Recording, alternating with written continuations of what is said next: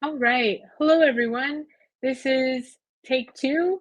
We hope that you are seeing this and this is being streamed the way that we had planned it. We are so sorry for all the tech difficulties that we've experienced today, but we hope that this time it works. So we're going to wait a little bit just to get a couple more people the chance to join the stream, especially since it was delayed. Again, we apologize for the delay.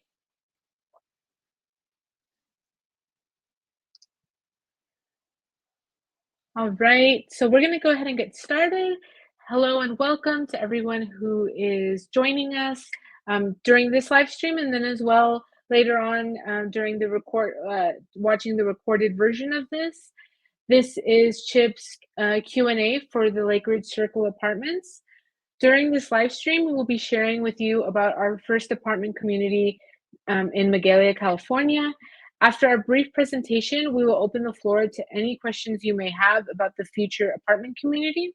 To submit your questions, please type them in the comment section of this video and we'll try our best to answer them while we're live.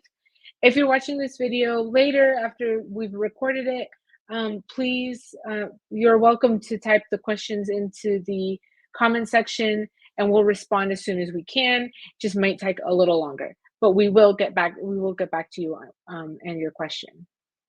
So to answer all of your questions, we have Shana O'Shaughnessy, the president and CEO of CHIP, Ron Metzger of LPAS, Nicole Ledford, senior engineer at North Star, Wendy Phillips, director of property management with CHIP, and Paula Denluc, I'm so sorry if I mispronounced your name, director of Butte County Department of Development Services. And they are all joining us today to answer any and all questions that you may have for us about this future apartment community. Thank you all for joining us on this live stream. Shauna, do you want to go ahead and kick things off and introduce who we are as CHIP and then Lakeridge Apartments? Absolutely. Welcome. Thank you so much for joining us tonight. As Christina mentioned, I am Shauna O'Shaughnessy, but what she didn't tell you is that I grew up in Paradise. My family moved up here in 1978, and my folks were still here at the time of the campfire, and they lost their home like many of you, I'm assuming. And growing up, I had lots of friends who lived in Magalia and further up. And so this is a community that I am very familiar with and love and respect deeply. And we're really excited to engage in this dialogue with you and hopefully answer some of your burning questions. We have had a couple of community meetings already. The second one was much better attended than the first. Chris made us meet during the snowstorm for the first one.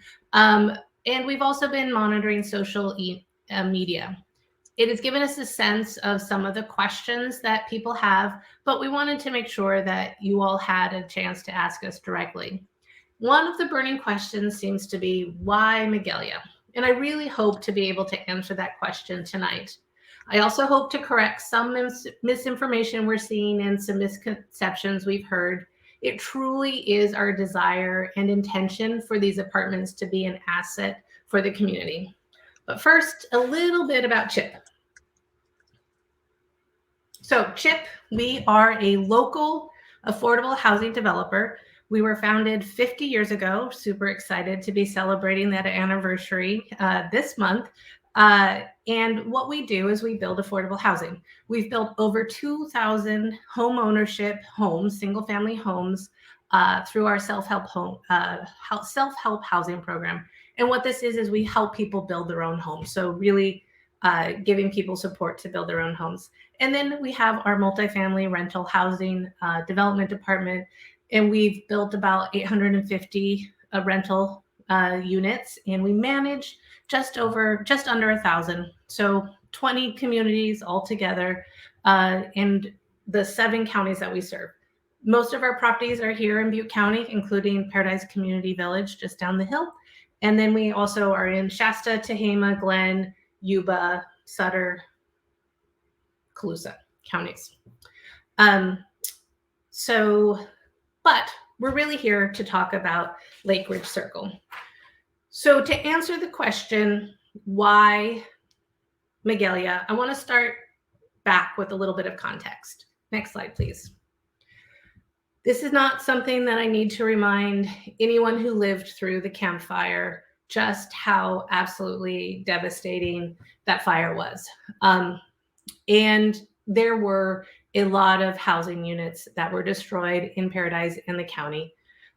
So 5,000 units in the county. Most of those homes and structures were in Magalia. So we lost a ton of naturally occurring affordable housing.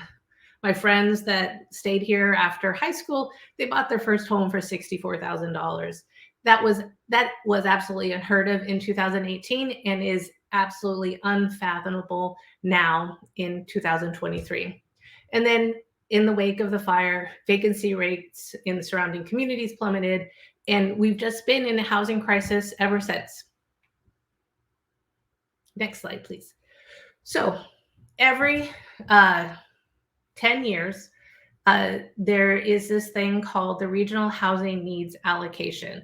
And Butte County has to work with a consultant, and they set targets for all of the cities in Butte County.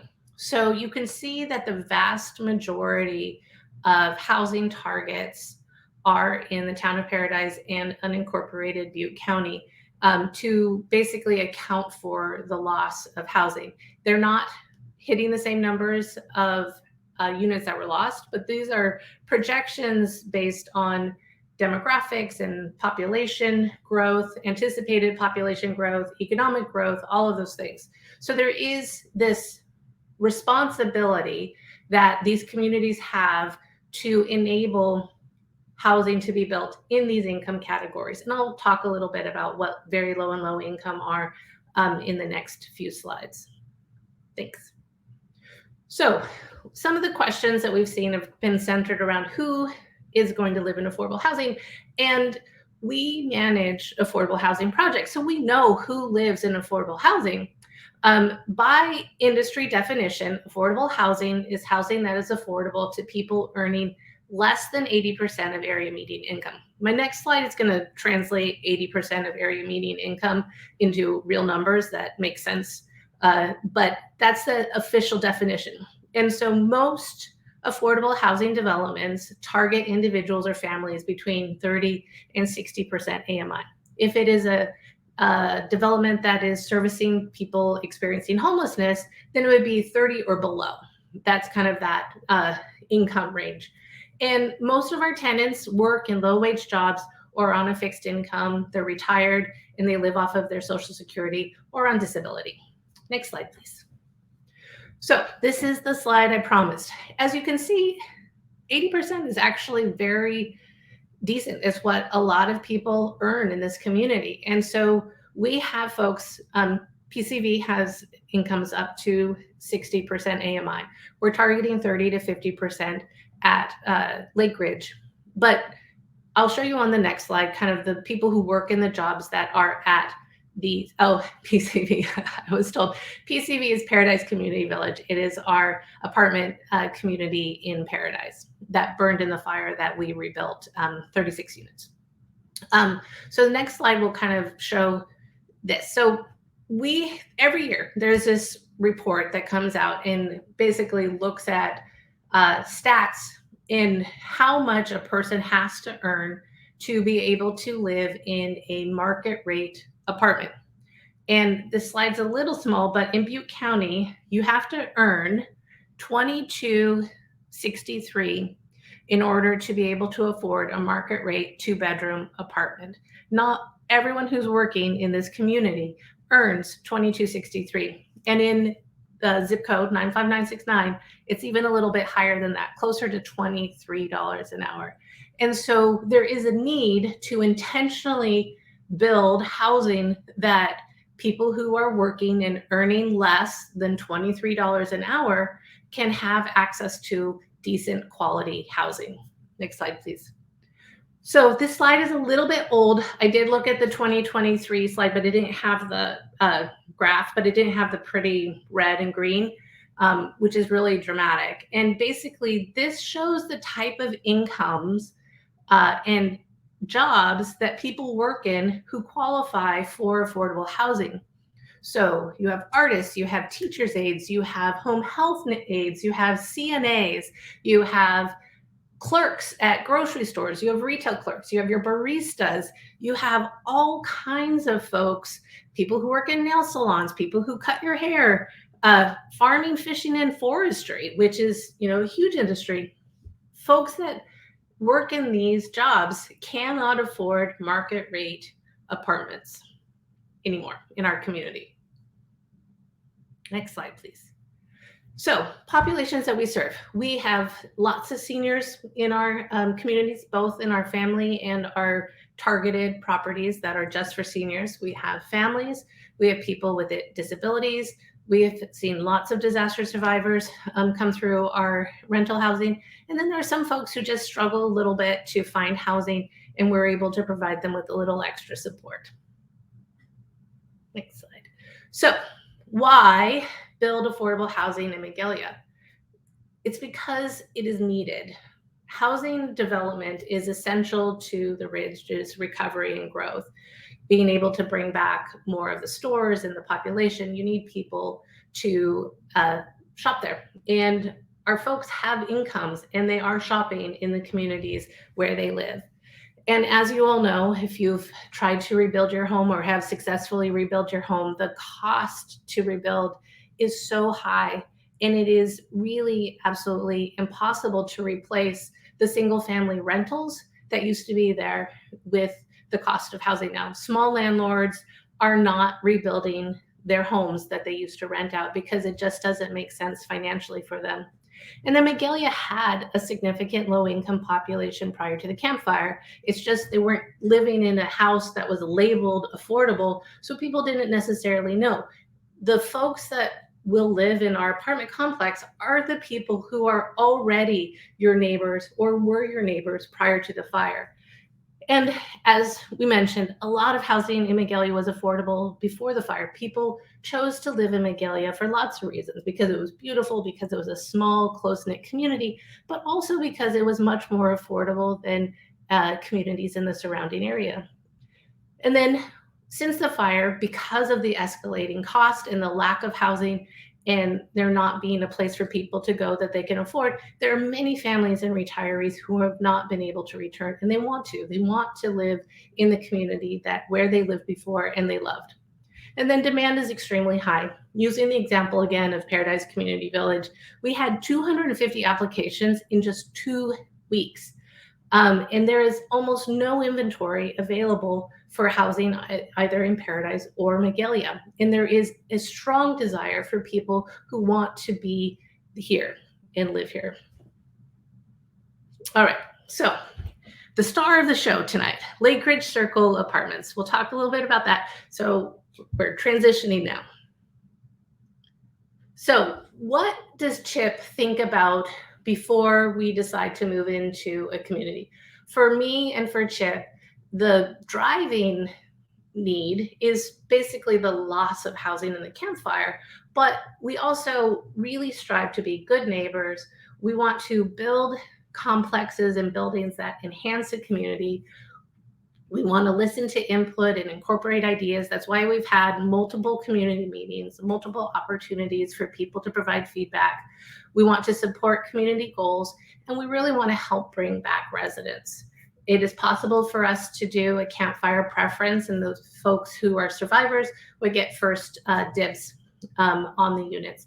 And then since the fire, we have focused on WUI Plus, and really building as fire safe as possible and contributing to the overall resiliency of the community. We're really excited to be able to work with the Parks and Recs Department to use the land that is part of Lakeridge Circle to build a firewall and a fire break and add it to the community recreation features that are going to be there with the park.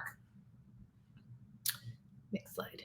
All right, so most of you, I think, have seen this slide, or many of you have if you haven't. So we purchased 9 contiguous lots off of Lakeridge Circle. The park is still going in, and it's just south of what you're seeing here. So we're not replacing the park with our apartments. And one of the things that we've made an important consideration when we were situating the buildings was to provide more area that can be used. So we've situated one of our leach fields adjacent to the park. So our leach fields won't be under the park, but there will be open space between our apartment buildings and the park, which are leach fields. So it's more beautiful open space.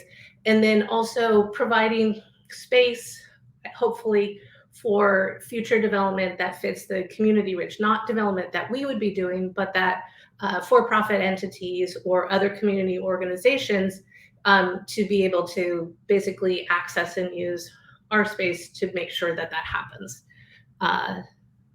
Next slide, please. Oh yes. Okay. So one of the things that we were most excited about is that it really does coincide with all of the work that the community did with the Upper Ridge community plan. And so it's slightly different because of septic considerations and things like that. We couldn't quite do the housing types that were there, but we really are fitting within the goals and objectives of the community plan, and really trying to support that with what we're doing. And we think that this location is great because it's so walkable and close, and people can go across Skyway to the community center and just really enhance the community and bring back people. The schools are excited about this opportunity. The elementary school doesn't have enough population, and having more families up on the ridge will support the schools, and the school district has expressed tremendous support for this. So now we're going to move into site design and aesthetics, and I'm going to turn it over to Ron. Thanks so much. Well, thank you, Shauna. And you're right. It's interesting when you look at the Upper Ridge Conceptual Community Plan, you can see along Lakeridge Circle, it was desired to have residential community along that edge. And it was looked at maybe a variety of different types of housing, including garden apartments, townhomes, and different things. And so, as Shauna mentioned, kind of this whole, I guess, eastern edge of the circle was purchased by CHIP. It's about 18 3/4 acres. We're showing approximately 64 residential units. So we can go into the, before I go to there, but you can also see ghosted below here. This is the master plan for the park that you see right here. And then our project sits just right above it. And so it'll be great for residents to be able to utilize the park. And as Shauna mentioned, the park, as well as the hillside, serves as a fire break for the overall community. So we'll go to the next. So here is our site plan. And as I mentioned, we're providing 64 units, and we're doing it in 8 residential buildings. And we use this configuration for a variety of reasons. One, there's a significant amount of topography going from Lakeridge Circle down towards the reservoir, down towards the park. Also, Lakeridge Circle itself also has a certain amount of topography. So by creating a small residential footprint, it allows us to step buildings down the hill and kind of blend in with the overall topography. It also creates openings within the project to preserve views out to the surrounding countryside from Lakeridge Circle itself. What we've done is we've put our main community building here kind of in the north part of that. And that has views that overlook the reservoir and the hillside. And then we've anchored most of the residential buildings kind of along Lakeridge Circle itself. We're using parking behind that. So we don't want to have the parking lot right on Lakeridge. We want residential units to look right onto the street. And then that parking lot also serves as a fire break for the project kind of on the downhill side. By putting the community building on the kind of in the middle, it makes it convenient for everybody that is living in the whole community. So each one of these little buildings has 8 units. There's 2 one-bedroom units in each building. There's 2 3-bedroom units in each building, and there's 4 2-bedroom units. So there's a total of 8. Also in each building is bicycle parking and communal laundry for the residents that live here. We go to the next. So this shows kind of our concept of how they might look. We wanted to give it a very residential feel. In fact, we've divided the buildings into kind of a single family look where kind of dividing it in half so that one side has 1 unit, the other side has another with kind of articulated with a gable with outdoor balconies on each side. We're looking at kind of building materials that would be plaster or cementitious siding, kind of a board and batten siding. So it has a very kind of rustic feel to it, and very residential feel with kind of a sloped roof. So it feels like it would fit into the community. Go to the next. So these are the floor plans. As I mentioned, we have a combination of 1, 2, and 3-bedroom units. So a 1-bedroom unit, as you see on the right, has a bedroom with windows that look out to the surrounding, and then its own bathroom, closet, linen, and a L-shaped kitchen with like a country kitchen with dining and living. And then all units have their own private patios. The 2-bedroom unit is similar. It just has an additional bedroom and closet for that unit. And then the largest unit is 3 bedrooms on the next slide. So a 3-bedroom unit has a living space in the middle. It has 2 bedrooms and a bathroom, very similar to the 2-bedroom unit that we just saw. But then it also has a master bedroom with its own bath. So it's a 3-bedroom, 2-bath unit. And again, it has its own patio. And we have 25% of the total units are the 3 bedrooms, 25% are the 1 bedrooms, and 50% are the 2 bedrooms. So it's really meant to accommodate families. It can also accommodate seniors. It can accommodate a wide variety of residents that may need to live here. So the project has a variety of amenities. It has a large clubhouse with indoor and outdoor amenities. It has that clubhouse, as I mentioned, has nice views of the reservoir. It has outdoor patios with barbecues and dining areas. Again, take advantage of the great location that we have here. There's flex space for after school programs for children that might be living here. Because we have a lot of land area, the idea is we could have community gardens, playgrounds. We may have a path down to the park, and a variety of different things. And again, I think adjacent to the park itself really allows maybe some shared programming, but also a good synergy between uses. One thing that affordable housing projects also provide are resident services. So services really geared toward the needs of the resident that you don't really typically get in a market rate housing project. And we'll be talking a little bit more about resident services in a minute. So again, much like the single family, the apartment buildings, the clubhouse will have a sloped roof, will have high volumes, large amounts of glass on the backside to take advantage of the views. So this is the concept of what that might look like. On the backside, you can see kind of the large group of windows, a trellis to provide shade over the outdoor patio. And this is really the social center for the community.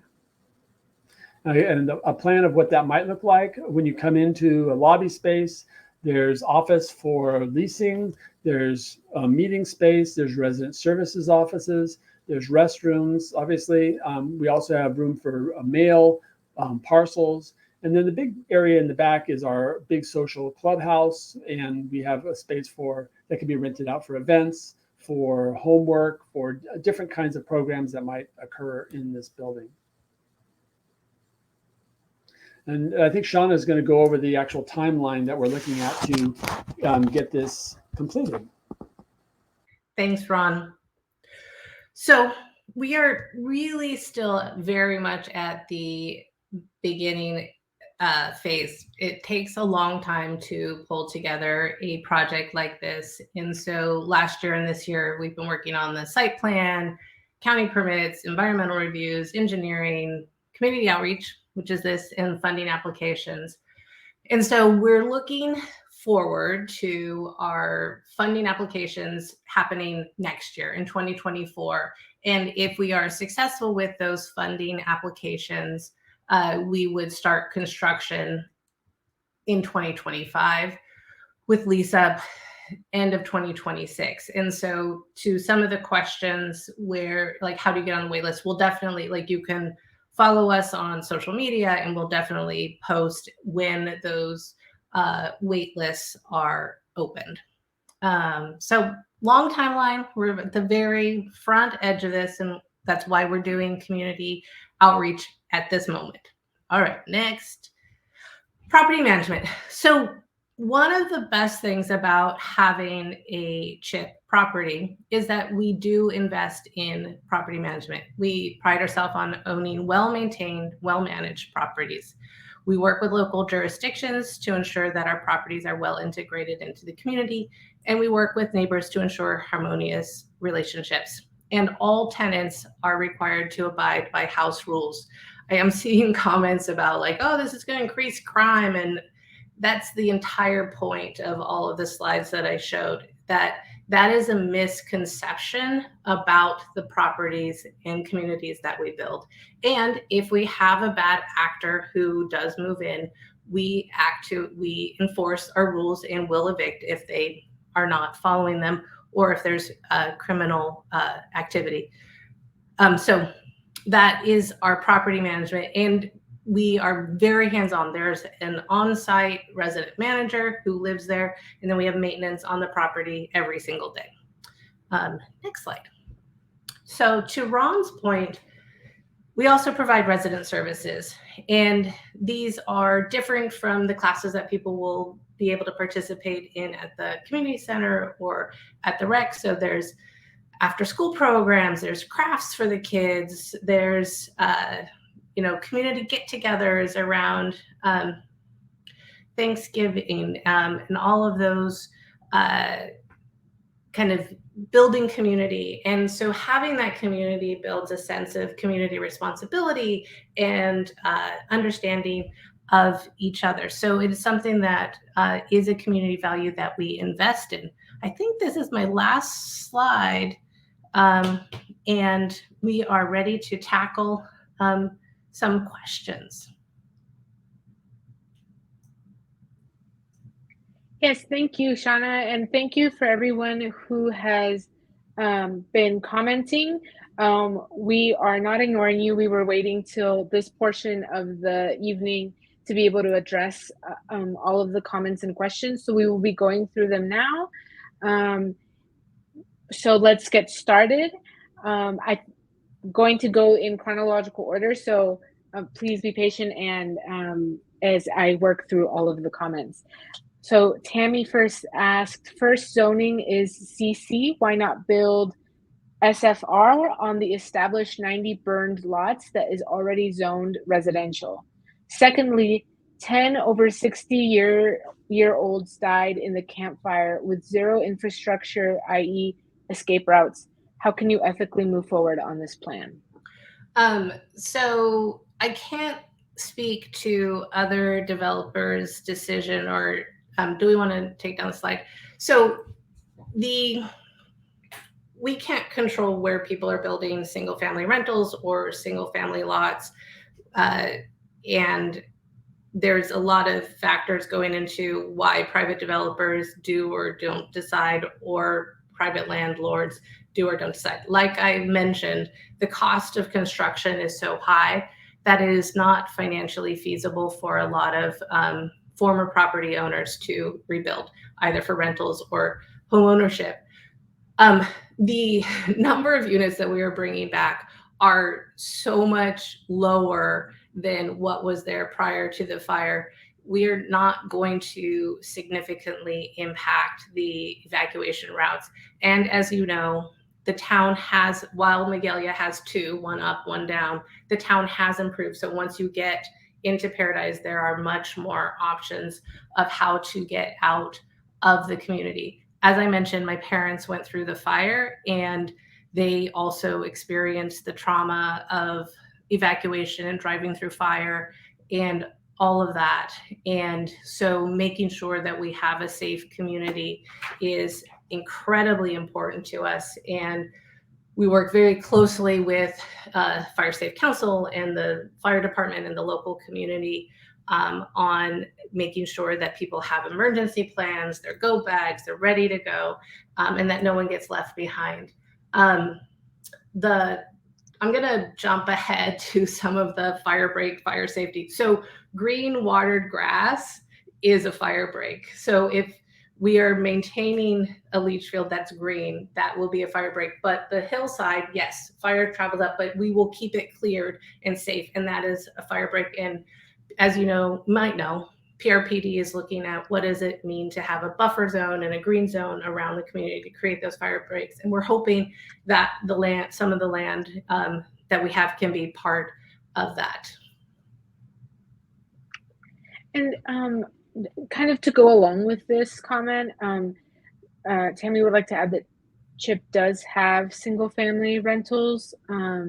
So I don't know if you would like to speak on why we're going with a multifamily instead of single family rentals for Magalia. So there are a couple of reasons. The single family rentals are 6 that we did in Paradise.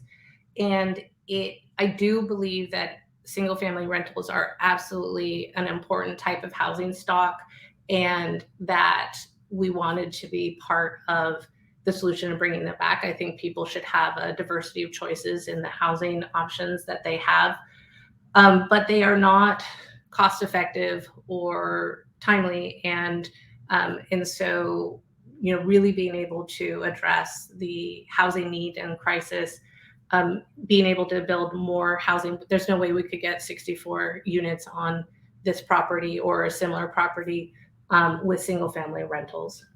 So we love single family rentals. It's not super efficient, but we're seeing how it goes and if it's something that we can continue to build. Thank you for clarifying. And then Meredith asks, she wants to know who is hiring security because they do not have police. I think by they, she means Magalia. Yeah, so I think this goes to the underlying disagreement that we have about who lives in our projects, and that they are criminals and will increase crime.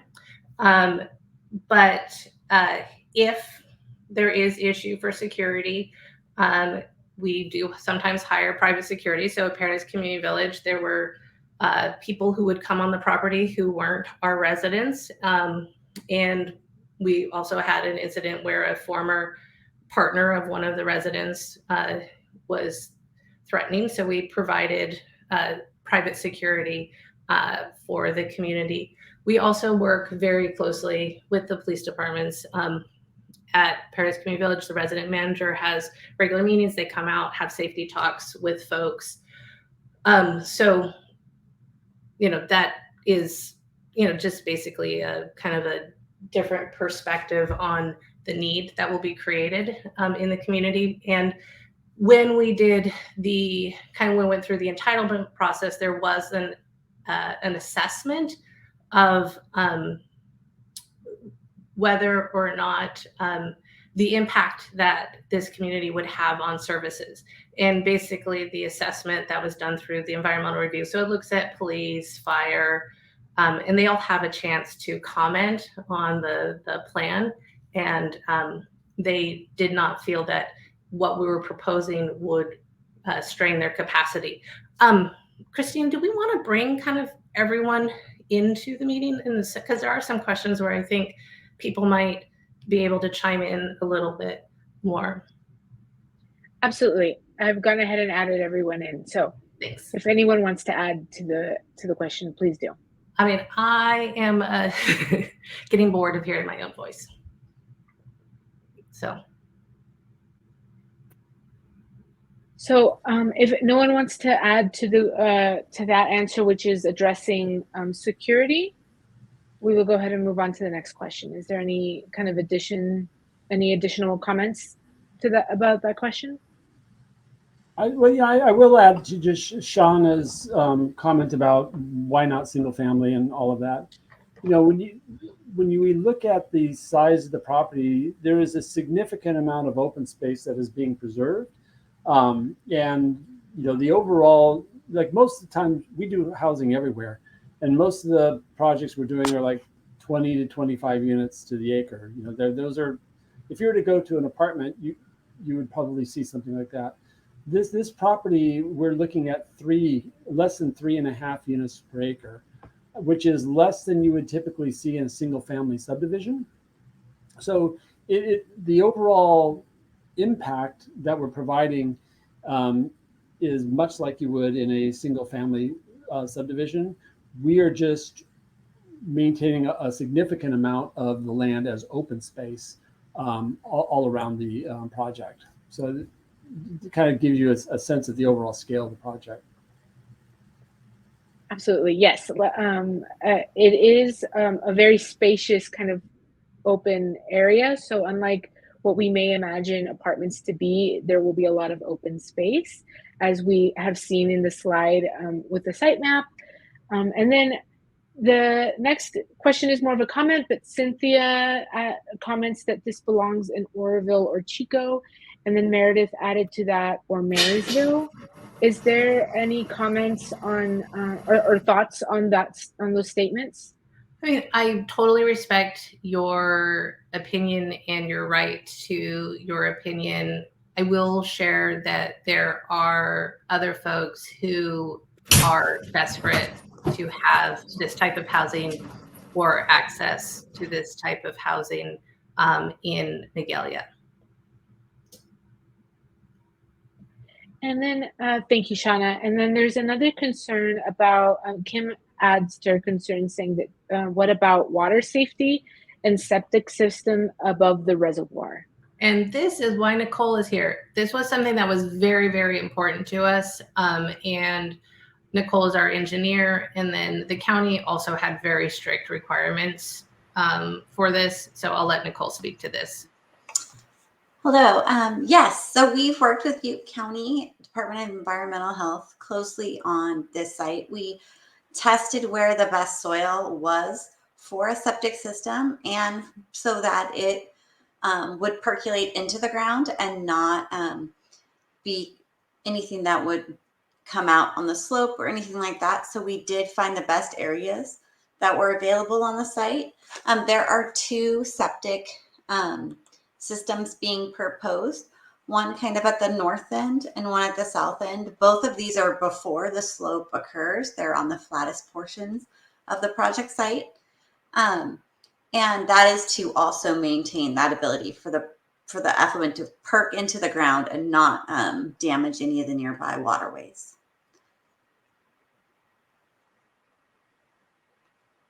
Thank you for clarifying. Any other kind of thoughts on the septic and the water?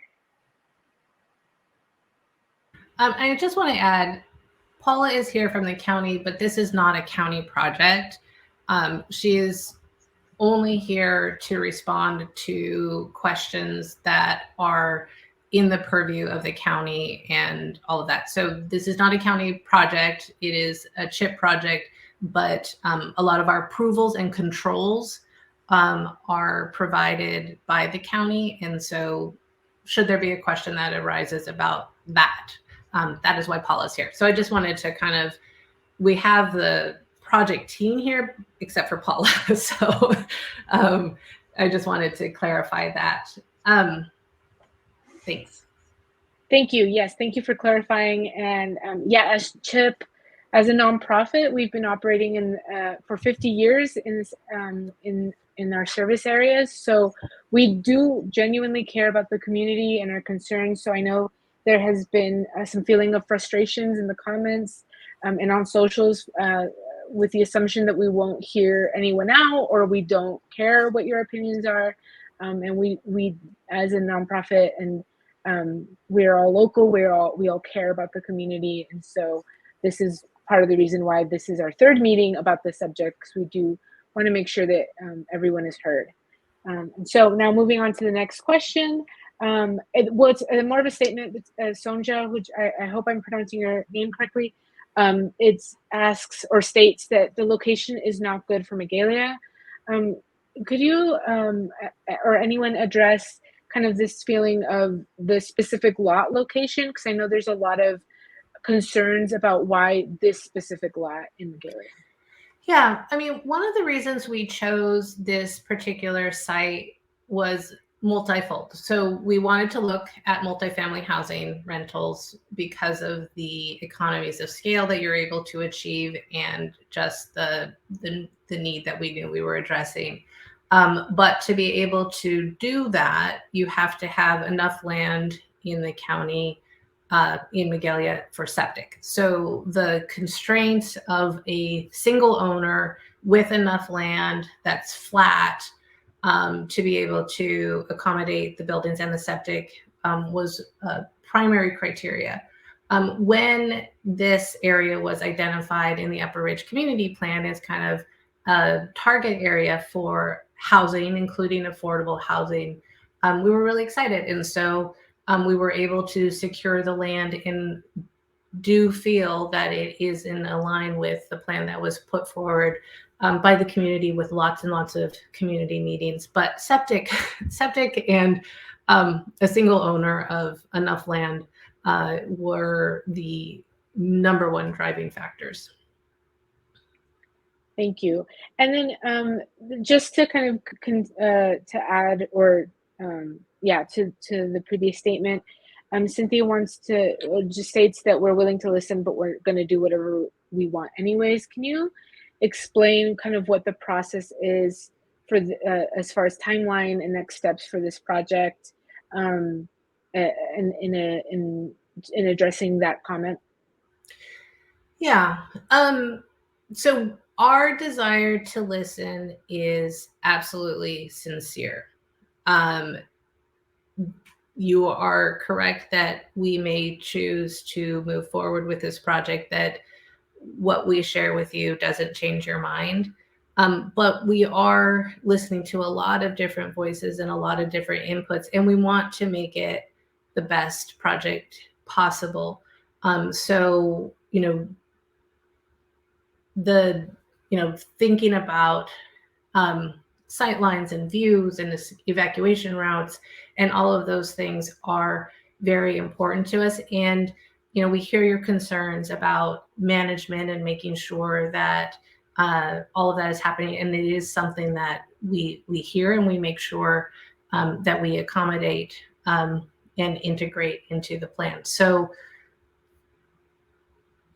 while your comments might not kill the project, you can absolutely influence what it looks like and make sure that we are making it the best that it can be and that we're managing it appropriately for the community. Thank you. And then Tammy asked if we could define what is affordable. I think this came up before we got to that slide. But if Mark is able to just pull up the AMI slide real quick, we'll just revisit that. Or we'll come back to that when he's ready. Oh, there it is. Look at how fast he is. So every family size and income level on this slide, this is for 2023, is considered affordable. So it's a significant range. And, people talk about workforce housing and attainable housing, and affordable blurs into that. So we have a significant amount of folks that are in the workforce that need affordable housing.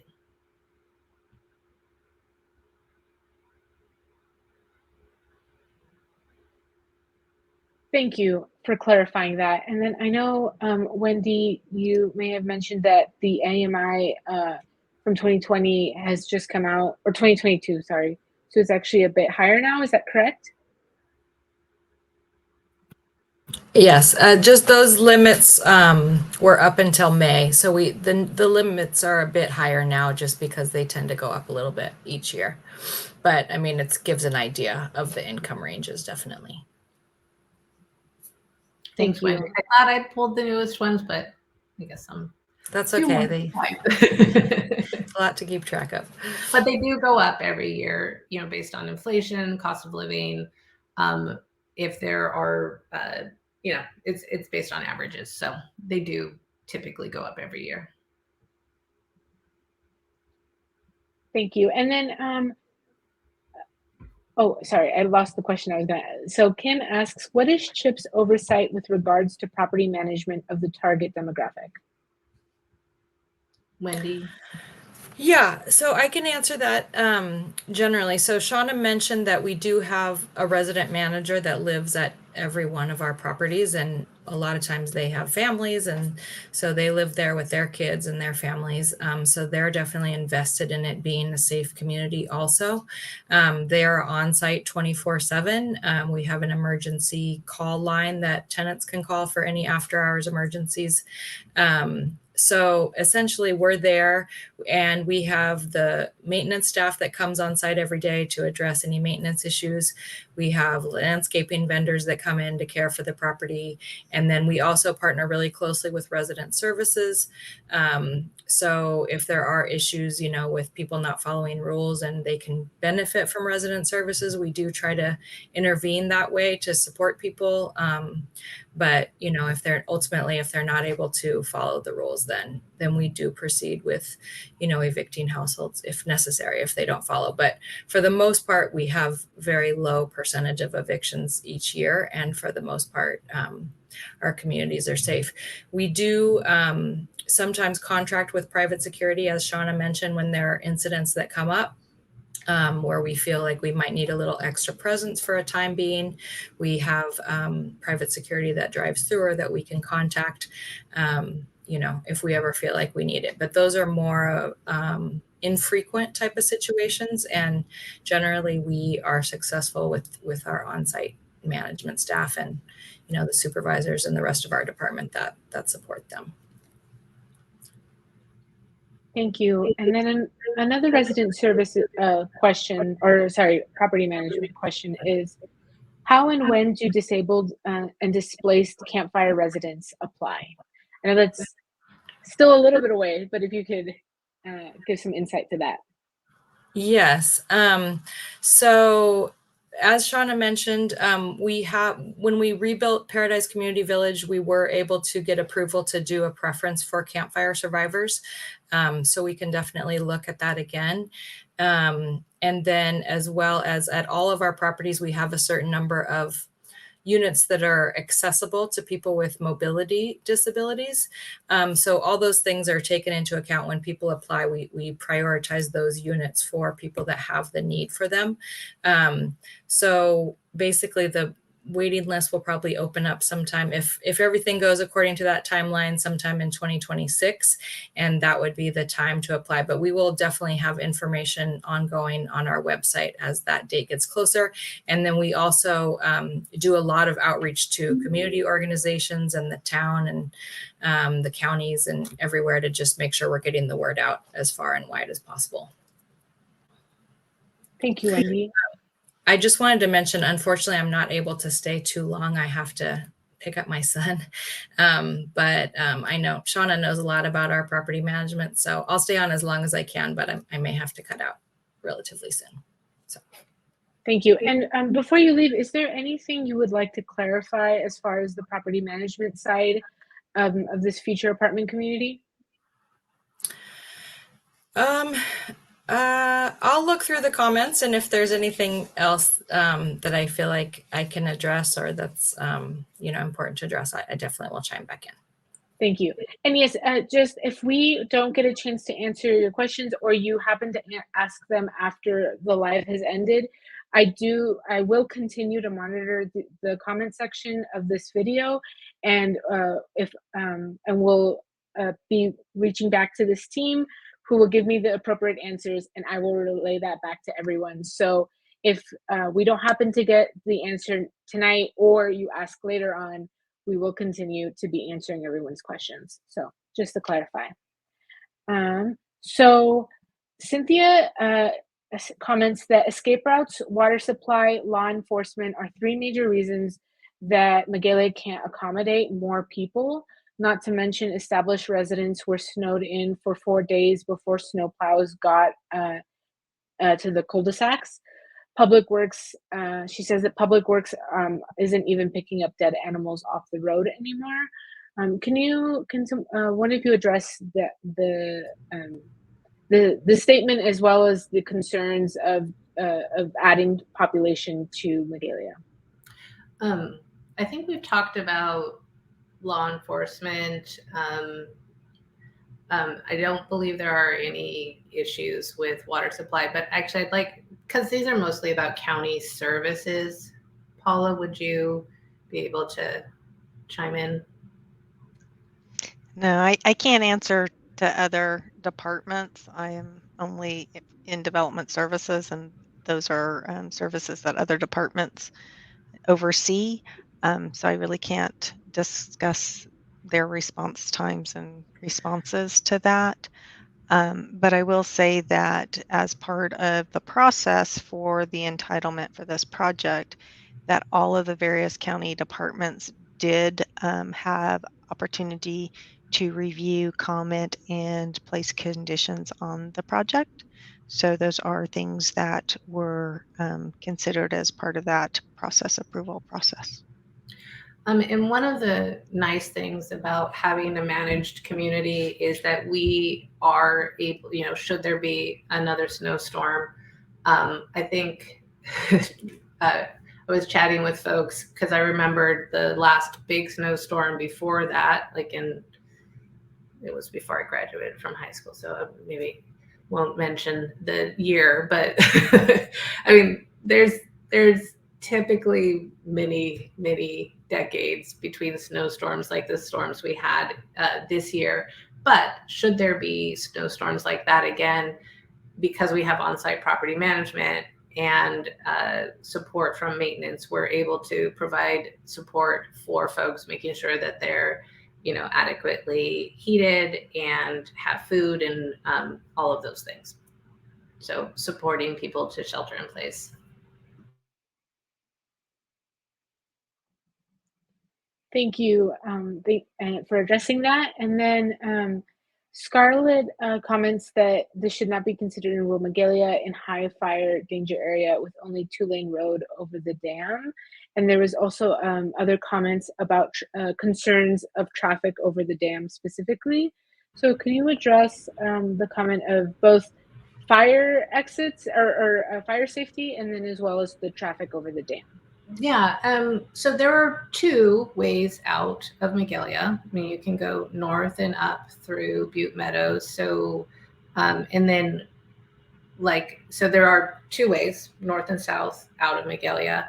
And then once you get to Paradise, there's the 3 main branches that you can now follow. And as you know, the town has been significantly improving evacuation routes, widening roads, making that a lot faster and quicker. So there should never, ever be a situation like we had in the campfire again. And speaking of traffic, again, the number of residents that we're proposing to bring are much fewer than were there prior to the campfire. And it was the same road structure in terms of traffic for commuting that was there before. So we're not impacting it in any way that's more significant than pre-fire. I just wanted to add on it too that we specifically did reach out to Butte County and the town of Paradise to get their input on traffic, to make sure that we, if we needed additional analysis or anything to take place to ensure that the safety was met, we made sure that we reached out and got their input on the plan and as the project went through a review. Thank you. Thank you for clarifying. And then Kim states that if these low-wage jobs are in the area, the number of people employed in Magalia do not support the number of homes built. So I have heard this concern before that there aren't jobs actually in Magalia for folks, and why would we do that? So there's a little bit of a chicken egg thing between housing and economic development. There has to be housing for workers, for people to build and expand their businesses, and there has to be people to purchase services. So there will be an expansion of the economy within Magalia as people continue to repopulate.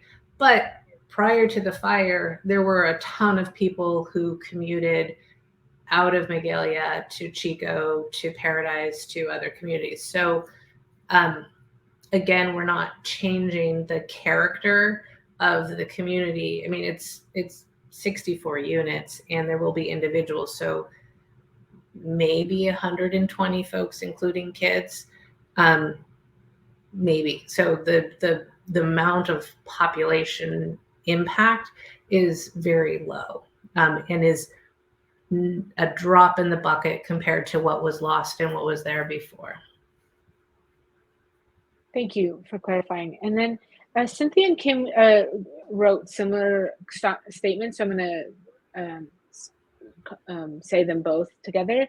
So Cynthia says, year and wait list for seeing a primary, no hospital. Why are you trying to do this here? And then Kim says, for seniors, the closest hospital is 45 minutes away. How can this be a good idea?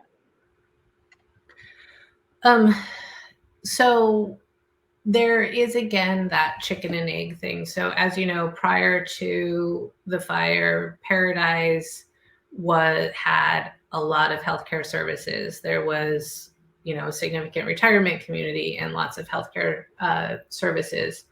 Our residents will have to do what other residents do. I mean, we're not bringing outsiders into the community, so the impact on the healthcare system isn't going to be any different. Most of them will already have their local care provider. They will have to travel just like everyone else does, but it's not changing kind of the social impact, where, yes, we're in a difficult situation, but we're not changing that situation. And hopefully, as there is greater demand and need in both Paradise and Magalia, more providers will move up the ridge. Yes. Thank you. And then Sonja asks, why not build smaller units in the area that is not near the reservoir? There are plenty of other properties that would be better suited for apartments. We were not able to identify land that was large enough to accommodate the septic for apartments. And we definitely looked. And also, while part of the land is sloped, there's enough flat area. So kind of slope, septic size for sale. It was actually pretty hard to find. Thank you for addressing that. Nicole, I saw you shaking your head or agreeing. Is there anything you would like to add to that? I think that the Upper Ridge Community Plan also played an impact in some of the decisions too. It was something that I've seen a lot of comments that this is a commercially zoned property. And while it's true, the Community Ridge Plan shows that changing to a residential area as part of that plan. So that, I think, factored in as well. Thank you. And then Tammy comments Paradise has 4 escape routes. I think the feeling is, why not do something like this in Paradise or in other cities that have larger escape routes as opposed to Magalia? So we actually are also building in Paradise. So it's a both and situation. Every community in our region is feeling the pinch of affordable housing and the need for affordable housing. There is not enough housing at any price point and so our role and responsibility and kind of the continuum of housing needs in a community where we address a certain slice of that pie. We don't serve the homeless population. We serve kind of this affordable, low income, low wage worker, retirees, fixed income folks, and then there's kind of this crossover between the higher end, the 80%, where we do also serve with the single family home ownership, and then others kind of meet that need where it bleeds over into the market. And there is need for all of those types of housing, but we are responsible for kind of like fulfilling our mission and our work and kind of our piece of the overall puzzle of housing in our communities. Thank you. And just to reiterate, I would like to note that Paula does not represent all of the county staff. So any questions addressing like all the county, she cannot address that. So she's only here to address the entitlement process questions. So if you have any of those, Paula can definitely answer that here. But otherwise, she cannot address the rest of the county staff. Sorry for putting you on the spot. Always bad to speak for other people. So I see a couple of comments basically saying that there is the concern is the placement and the location of the apartment community in Magalia. So it's not so much, it's like why there, and I know that we've already addressed it a couple of times, but if you don't mind kind of reiterating why this specific location in Magalia. Yeah. So kind of as we mentioned, the size of the parcels being available to accommodate septic, the relative flatness of the properties, and then the alignment with the Upper Ridge community plan and having a walkable community and close to stores and churches and schools. And kind of to go back, I mean, I know it seems like apartments, it's something we haven't ever had in Magalia before, and it's changing the character. And I really want to kind of emphasize a couple of things that Ron mentioned while he was talking about it. And we really were committed to not building a huge monstrosity. So we broke up the apartments into 8 buildings. There are only 2 stories. We had conversations about density. I was like, we can't go higher than 2 stories because it's not 3 stories in this community doesn't make sense. And so the kind of, when you're talking about people want single yards and things like that, they will be shared spaces, but around every single building is lots of open space. And we did, because it is a lovely area, it's a lovely view, we spaced the buildings out. It's hard to see because that's compressed, so you don't get a sense of the scale of the areas, but we did leave lots of open space so that from the road you would still be able to see, and the park. And we also left some of our land open adjacent to the park, and the park will still be there. So we're not really like blocking the entire view of the reservoir. And we're intending to leave that path, that walking path that goes behind, open to the public. We want this to be a community asset, and work with Parks and Rec to use our land for recreation. So we valued the view as an asset for both our property and for the community. And we really worked hard to make sure that it remained an asset for the community. Thank you. And then to kind of add to that, or in addition to that sentiment of it being open, Cynthia says that people want property with a yard. Stop with the stack 'em and pack 'em rabbit hutches. Shauna and Ron, I know this might be a question or a statement you may be able to address.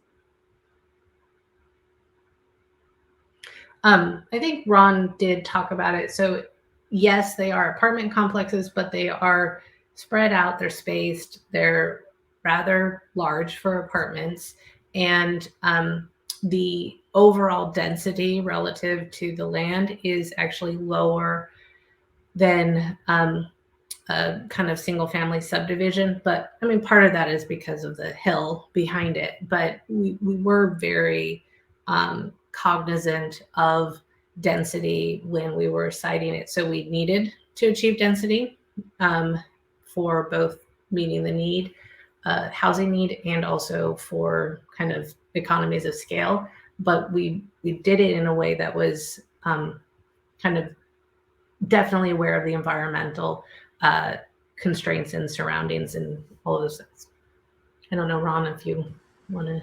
Well, yeah, and I think there's all sorts of households and all sorts of people who all want different things, and at different stages of their lives.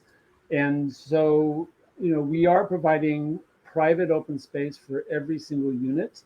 So if you're on the ground floor, you'll have a patio. If you're on the second floor, you'll have a balcony. So we do have that. And then we will have open space and amenities that are much nicer than what I have in my yard in terms of patio area, barbecue, kind of social areas that I can interact with my neighbors. And there will be amenities within the community that are difficult to achieve on a single family kind of basis. But we agree that outdoor space for everybody is important. It's just not everybody wants yard work. And so this will be a maintained community for everybody. Yes, thank you. And then Meredith comments, studies show that homeowner equity will decline if this happens. I already pay way too much in insurance alone to now have to deal with what will certainly be a more drug infested community. I know that we've addressed this a little bit before, but would you like to comment on the statement? Yeah. So I think that there's kind of a picture that people have in their head when they hear affordable housing and they think of a project, kind of like the stereotypical projects from the East Coast. And that is not what CHIP builds. And so the comment about drug infested is an assumption that isn't accurate. And drug use, even marijuana, which is legal in California, is not allowed on our properties because of our funding sources. And then addressing the property value and equity in neighboring housing.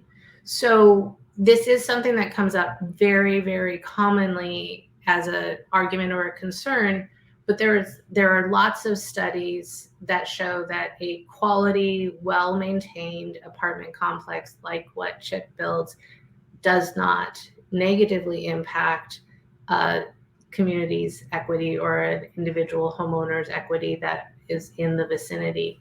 And happy to share them. I know people still have their kind of impressions of that, but the type of apartment complexes that CHIP builds and manages enhances equity and a community. And I know that because of the kind of picture and that people have in their head, it's hard to believe. But if we fast forward 5-10 years, this is built, it will play out. And we have apartments in residential neighborhoods throughout Chico and other areas, and those homes are, I mean, some of the ones in Chico are in very high income neighborhoods. And so I think that there's a little bit to play out, but the critical difference is an apartment complex that is beautiful and well maintained does not have a negative impact on the equity, and assuming that it'll be drug infested is actually kind of offensive. Just putting that out there. To add to that, it's interesting because I live very close to affordable apartments here too, and the people living here are your current neighbors. It's not bringing new people to the community. And I know there's a tendency to vilify people just because they don't make as much money as other people, but they still have families, they still have jobs, they still have budgets to keep. They just don't have as much money to go around. And so this is a great opportunity for those folks in your community to have a really safe, secure home. And as Shauna mentioned, having an open field with no eyes on it in many ways can be more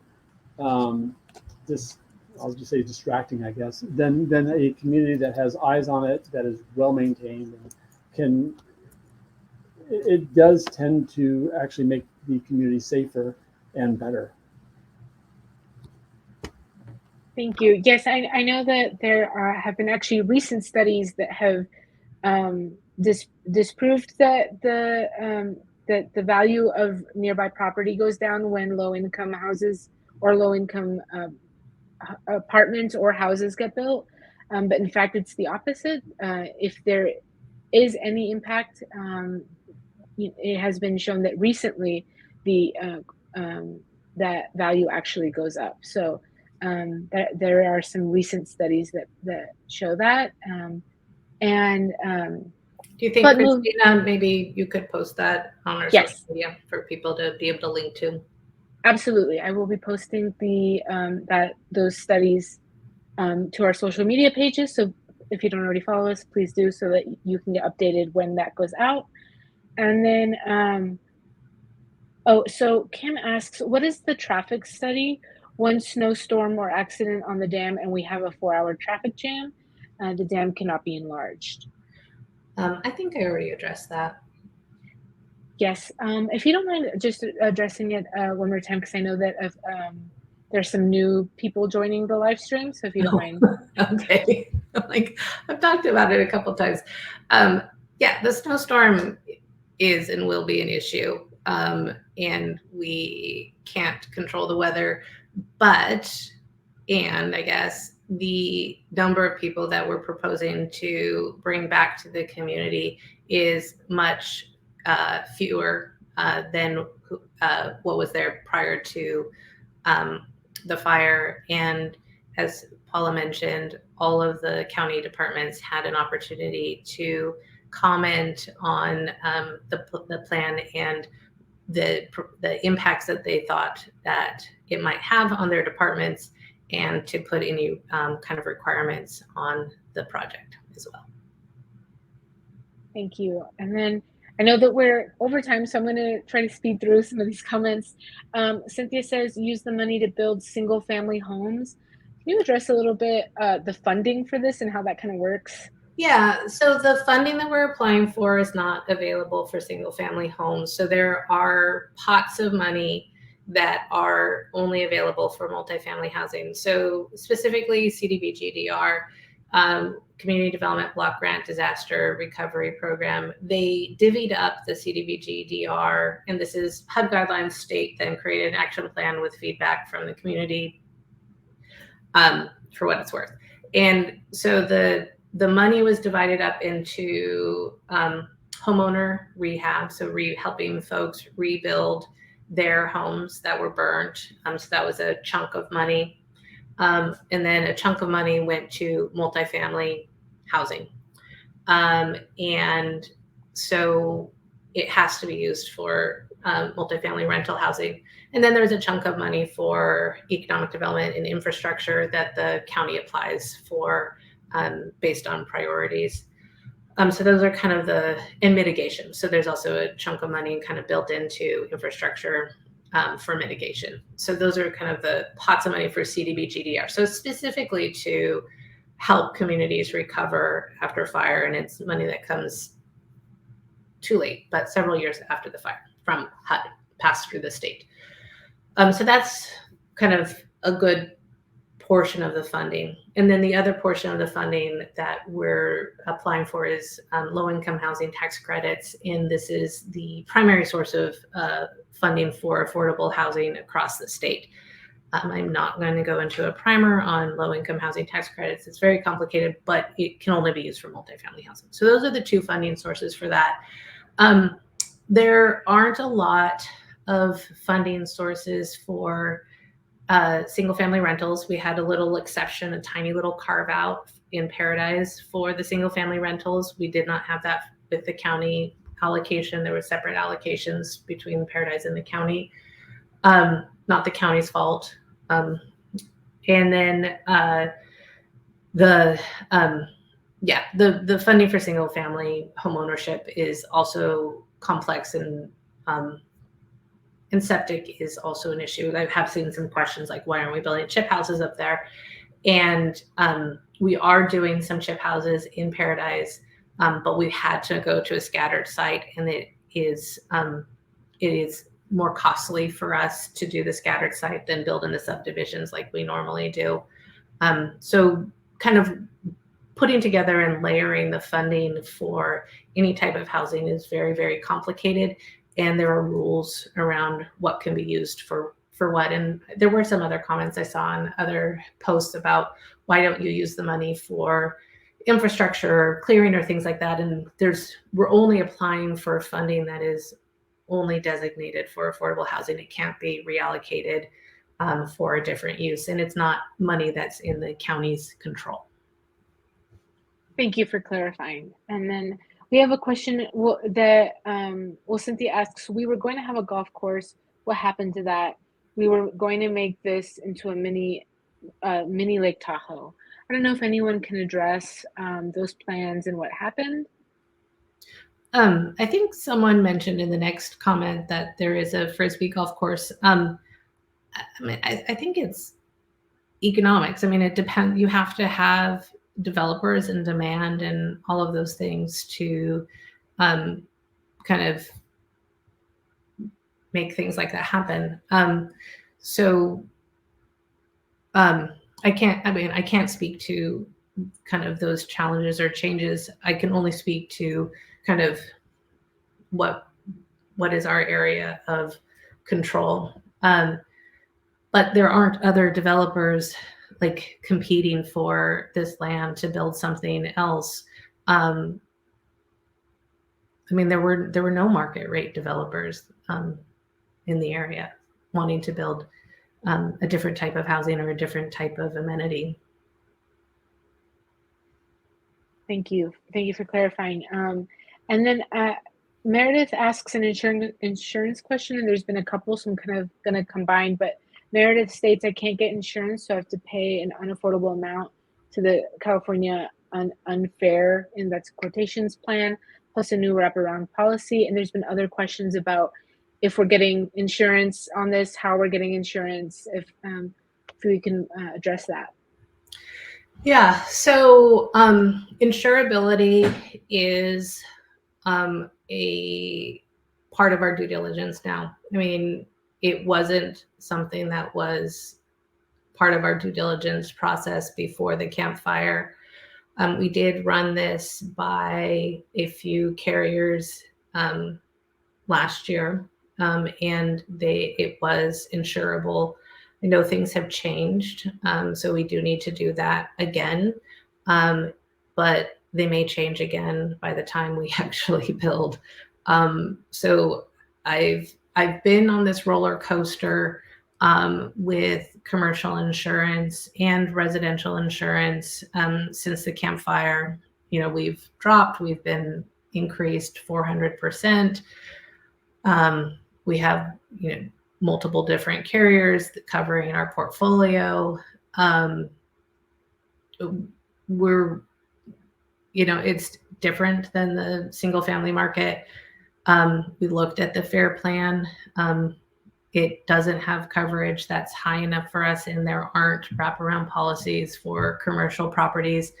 When I have the opportunity and I have the ear of any elected official or anything, I highlight insurance as one of the biggest barriers to recovery for our community, for business owners, for affordable housing and market rate. multifamily property owners and for single family homeowners. It is absolutely a crisis, and it feels even worse than it did right after the fire. And it sucks. And I sometimes have opportunity to talk to people who might be able to do something about it. I sometimes feel like I'm talking in one ear and out the other, but I use every single opportunity that I have to raise the issue of insurance. I think it's our community's one of our community's top issues. Yes, I know that this is an issue that you're quite passionate about and have spoken to about this before. So I know that you can go on much longer talking about that issue, but I know it's 7:30, so I know. Yes, again, we're running a little over time. And so Cynthia asks, the canyons act as chimneys, grass grows over perch fields. This complex would be a tinderbox. And then in addition to that, we also had another question about there being emergency plans and what emergency plans will be in place if we will have any. So I'm going to combine those two questions again for the sake of time. Yeah. As I mentioned, green grass is a fire break. It's a proven fire break that irrigated space, which obviously we'd want to be water conscious for drought because we had snow this year, we have drought other years. But irrigated grass is a fire break, and we will maintain the hillside. We know fire travels uphill, but we're very committed to using the land that we have to create a fire break. We are also building the buildings. Buoy Plus, I've sent the IBHS standards, which I don't remember what IBHS standards, but it's the insurance industry, and it's like the super crazy, like everything you need to do to make your structures as safe as possible. I've sent them to Ron and his team to make sure that we're incorporating all of those best practices into the structures. So our approach to managing the land around our space and then how we're choosing to build the buildings we're making them as fire safe as we can. As you all know, there's no guarantees. We can't make it fireproof, but we can make it as fire safe as we can, and we're committed to doing that. We absolutely work with our residents to make sure that they have emergency plans and go bags and know what they're doing. So Fire Safe Council comes to our property in Paradise, and they meet and they kind of go over what needs to happen. And then our resident services work with folks to make sure we spend our grant dollars for resident services to purchase go bags and emergency kits for folks because we know that it's important to be prepared. Absolutely. Kim, I'm just going to address your question that was asked, who manages this property? I know that we had already talked about it, but in case you missed it, we do. Chip is building and managing this property. So there's been a couple of questions and comments about losing a view. The community will be losing a view with these apartment communities, specifically from the new park that people have been waiting on. Ron, is this something you can address? Sure, I had to find my unmute button. Yeah, as I think Shauna mentioned, the buildings are relatively small. They're about the size of a single family home in terms of their width. And so you will, and there's spaces in between each building, so you'll be able to see from Lakeridge Circle out beyond the project. The park itself is below the hillside from the project, so there's the access road kind of on the lower end of our project that takes you to the park, and so there's no interruption from the park itself. And so we've tried to space out our buildings to maintain the view and allow development along to kind of follow the hillside and topography to kind of minimize the impact that you would have.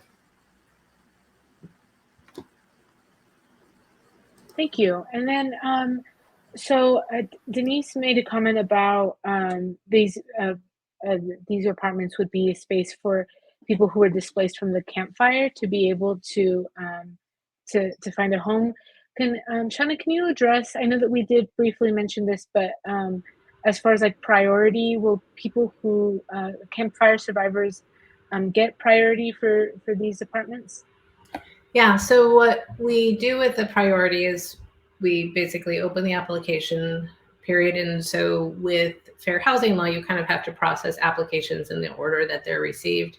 But with a priority, you're able to pull out all of the folks who were campfire survivors and move them to the top of the wait list, essentially. So they do skip. We do have to get some approvals, local approvals, to do that because it's a little bit outside of fair housing guidelines. But it is something we were able to do at Paradise Community Village because that was really important to the town. And we are absolutely willing to have a conversation with the county and the town and the community about doing this. So there's some comments about hundreds of lots that U.S. government, modular homes and things like that. I haven't heard anything about that. So if there's an actual news article or something about that, I'd love to learn more about it.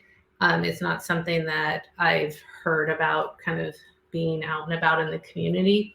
But I would love to kind of have information. So for those of you that are kind of talking about or have some information, if you could reach out to Christina afterwards and just share that information, that would be great.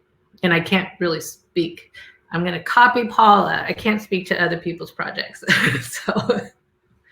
Yes, thank you. And you can comment on this video with that information or direct message Chip on our Facebook page with that information if you have any. Diane would like to know, how does the number of units in this project compare to other Chip apartments that we run now? So we have a range of sizes. Our smallest is 12 units in Hamilton City, and our largest is 101 units in Chico, our newest project. But we have 36 units in Paradise, and we have projects that are 23, in the 30s, in the 40s, the 70s, the 80s. So it's kind of a mid-size project for us, but we have learned for operations, 50 or more is actually better because it can accommodate more maintenance and better resident services. So even though we have projects that are smaller, they're older. Those apartment communities are older, and for operations, we like to have 50 or more in each individual apartment community. Thank you. And then Tammy asks, was the environmental report that you mentioned before, is it based on current population or based on the burned homes being built and then adding the CHIP project we're speaking of? Nicole, can you? I did read it and I do know it, but Nicole is much more of an expert on CEQA. We had to go through a whole CEQA process because we're changing the use of the property. And Paula might even be able to speak more than I am, but so sorry, I have dogs in here. So I believe that, hold on just a second.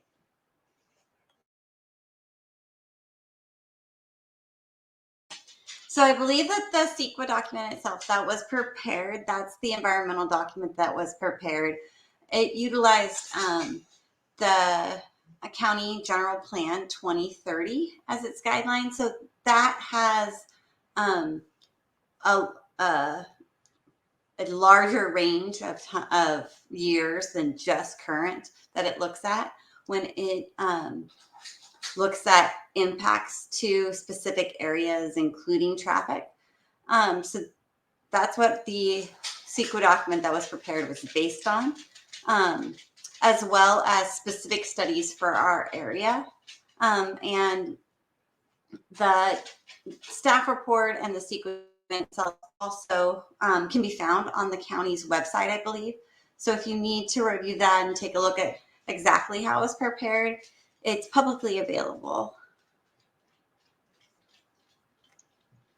Yeah, that's correct, Nicole. The CEQA documents, CEQA just as a basis of how those documents are written, they have to take into considerations the project's specific impacts on the environment and the baseline considerations of what regulations are in place at the time and the conditions at the time. So it establishes a baseline plus what future growth would entail. And you are correct. Those documents were all presented to the Planning Commission and they are available on the website. Thank you. And there has been a couple comments about these saying these people are coming into our community and ruining it, or the feeling that we're outsiders coming into Magalia. But I would like to once again comment that we are a nonprofit that has been serving Butte County for 50 years. So not only are we not outsiders, but we very much care about the Ridge and seeing it being rebuilt. And so that just kind of readdressing comments like that. I know that that was something stated earlier. So Albert commented or asked a series of questions I'm going to read. I know that we're going over time, so I apologize, but Albert asks, please surprise the audience this evening for factual responses. So that he asks, does CHIP currently own the properties depicted for this project? Does CHIP currently possess project land use approval from Butte County? And if so, what conditions of land use have been imposed by the county and during what time period? And third, is CHIP presently preparing its project construction plans for review and approval by Butte County? Pending securing your project financing, when do you anticipate? All right, so do we currently own? We have a purchase and sale agreement. So it is not closed, but for all intents and purposes, we have site control. We do have our entitlements and land use approval from Butte County. I do not have all of the conditions on the top of my head, but like Nicole said, that is a publicly available document, and Paula may want to speak to that, because that is, she's been here for almost 2 hours for, I think, this question. Yeah, I'll just jump in real quick. Okay. Yes, the conditional use permit was approved in June of 2023, and there were 39 different specific conditions that were required by the various departments and agencies that were involved with the project review process. And that included all the various departments of the county, as well as outside agencies that would review environmental impacts, as well as mitigation measures that were included within the CEQA document from the analysis that was done there. And those are also publicly available if anybody's interested in those. Thank you, Paula. And then 3, is CHIP presently preparing this project construction plans for review and approval by Butte County? No. We won't do that until we have the funding in place. Pending securing your project financing, which is exactly correct. We anticipate somewhere in 2025. So end of 2024, beginning of 2025 to submit those actual plans.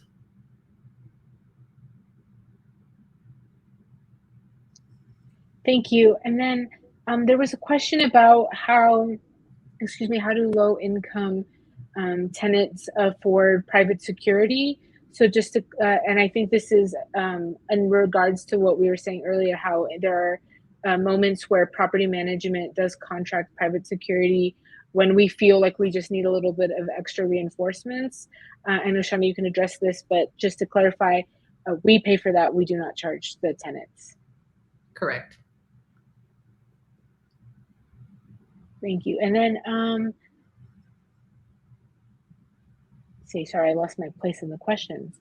Someone asks, Kathy asks, what are the long-term maintenance plans for these properties? She mentions that after several years, they can begin to show wear. Sorry, what was the? What are the long-term maintenance plans for these apartments? Oh, to yeah. prevent Yeah. showing damage. So ongoing maintenance. So landscape maintenance of repairs that need to happen. So that happens ongoing. So we don't kind of allow regular issues to build up. And then as the properties age, there are kind of other resources. So we do, it is a requirement of our funding sources, but as a value, we support it. We are required to put in an annual reserve dollars for replacement reserve. So each unit has a set amount. And so every single year out of the rents, we set aside a reserve for replacement, and that will take care of major repairs. So if there's a roof or a major leak or something like that. And then when they're very, very old, we look at kind of restructuring and refinancing and doing a complete rehab. So those are kind of the ways that we've done it. But we are doing a rehab of kind of our 30-year properties, but our 15-year properties look great. They're in awesome shape, 15 to 20 years. So we have several that are kind of in that range, and they are still in really good condition. Our older properties need to be rehabbed, and we're actually able to do a couple of them this year, which we're excited about. Yes, thank you for clarifying. Cynthia had asked this, and I'm sorry I missed it earlier, Cynthia, but you about who were the members of the city and the community who approved this project. I don't know if you can speak on that. I'll take that. Absolutely. This went before the Planning Commission, Butte County Planning Commission. And so that is a 5-member appointed board by the Board of Supervisors that hears all land use cases that are use permit required uses. And so that commission is the one that has the authority for approval of a land use entitlement for a use permit, and they are the ones who heard it and approved it back in June. And there were also multiple notices for public comment, both around the CEQA document and around the use permit. So I'm sorry that people missed them, but there were multiple public notices that went out requesting comment as we were going through the process. Thank you. Thank you both, Paul and Shauna, for clarifying that. Scarlett asks, comments that, 15 years ago, she represented the Upper Ridge for the Citizens Advisory Committee, and that it had been discussed that no large development or lot splits would be allowed. She would like to know what happened to that, and if that is still kind of a policy that's implemented.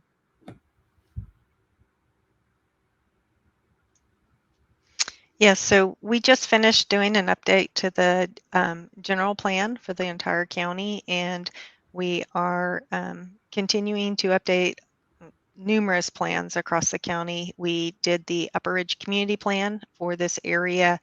It's a couple years ago now. Seems like yesterday. Tremendous amount of outreach and community conversations about all of these issues and the future development and what the growth in this area would look like, what the recovery of it, the timelines of recovery, the economic development piece of recovery. All of those things are definitely being discussed, have been discussed, and will continue to be discussed as we go through the recovery from the fires that we've had in our communities, both this one as well as the North Complex fire. And with regards to evacuations, we are currently, as the county, updating the evacuation plans right now. We've been working on it for the last year with various experts that deal with both fire modeling, sheriff's office, the fire department, CAL FIRE, all the stakeholders involved, Town of Paradise, I could continue listing the folks involved in those things. So the staff and the community, as y'all are all aware, this is an issue. It continues to be an issue that will need to be addressed and need to be thought of in the various stages of recovery. And it's an important piece of each and every project for consideration as they come forward. Thank you, Paula.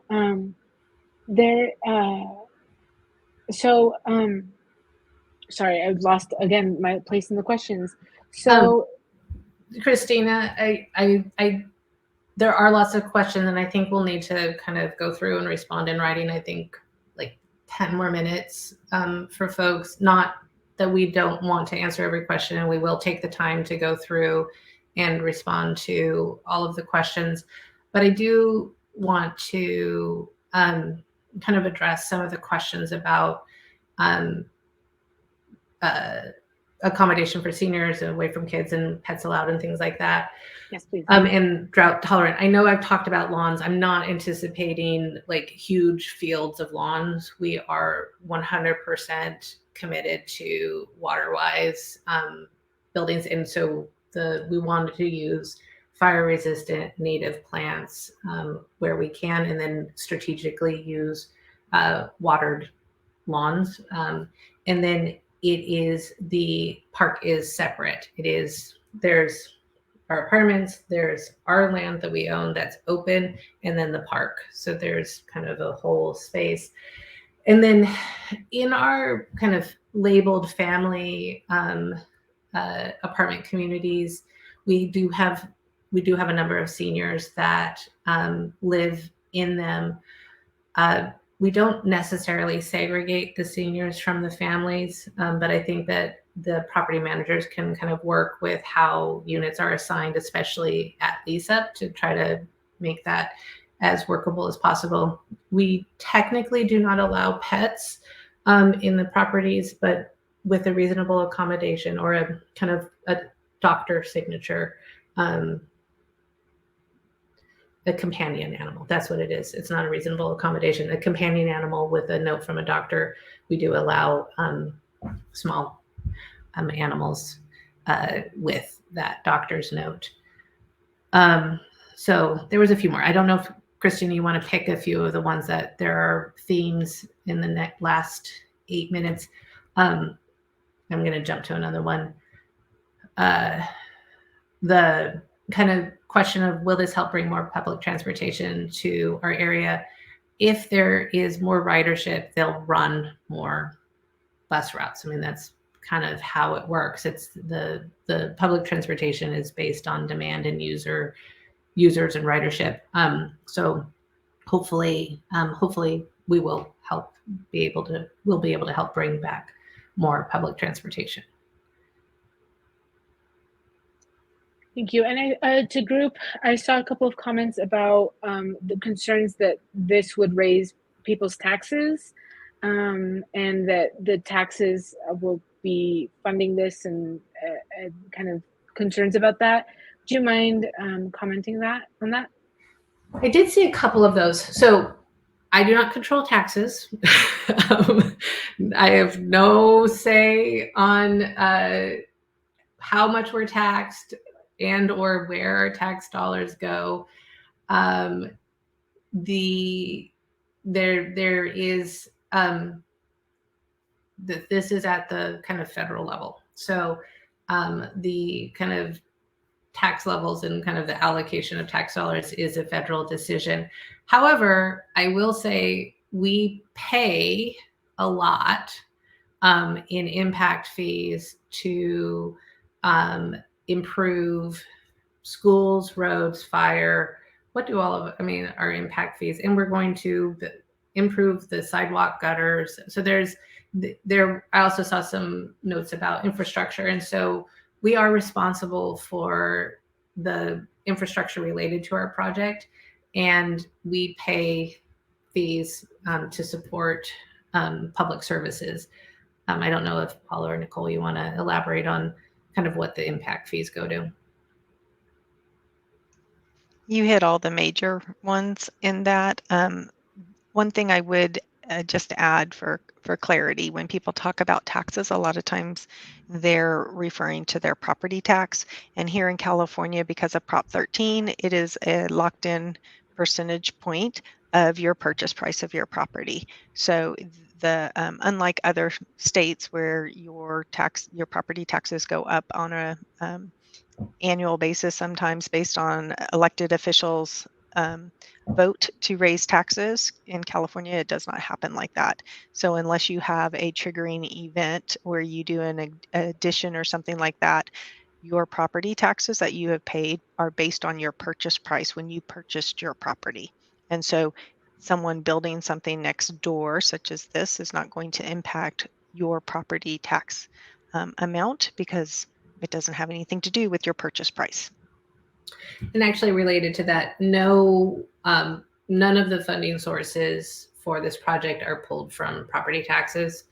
There is a state fund that has a tiny bit of property tax dollars, but none of this funding is from that source.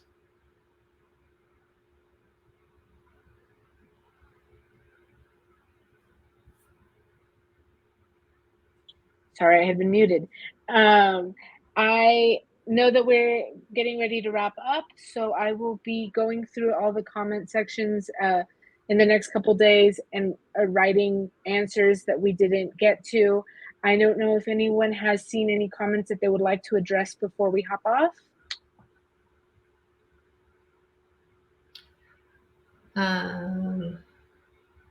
No, I think most of the main ones I feel. Yeah. I know that a couple people asked to see the study that I mentioned about the effect of property value that low income housing brings. I will be posting that here on the comments. So that is coming. I just haven't been able to do that during this chat. Thank you to everyone who's joined us, especially those who have stuck around for the almost 2 hours. Again, we apologize for the technical difficulties we experienced at the beginning, but we appreciate you joining us. And thank you to Shauna, Ron, Paula, and Nicole, and Wendy, who couldn't make it through the last portion. But we appreciate you spending your evening with us, especially an extra hour than we had originally accounted. But we do appreciate all of the questions. We know that there's concerns, and we appreciate you participating in this meeting. So thank you to everyone, and we hope you have a great rest of your night. Thank you. Bye. Thank you.